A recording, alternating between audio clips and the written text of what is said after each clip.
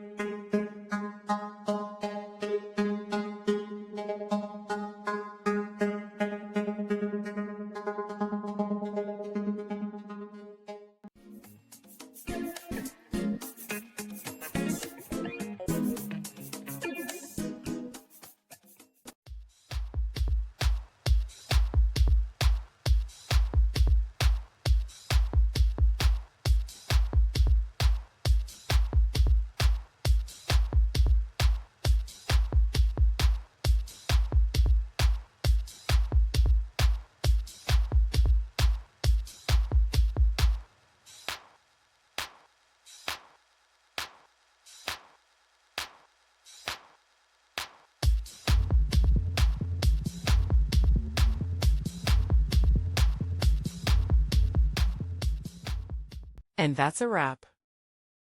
I hope you found the answer you were looking for.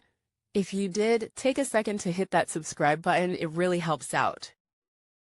And let me know in the comments which solution worked best for you. See you next time in the Debug Zone.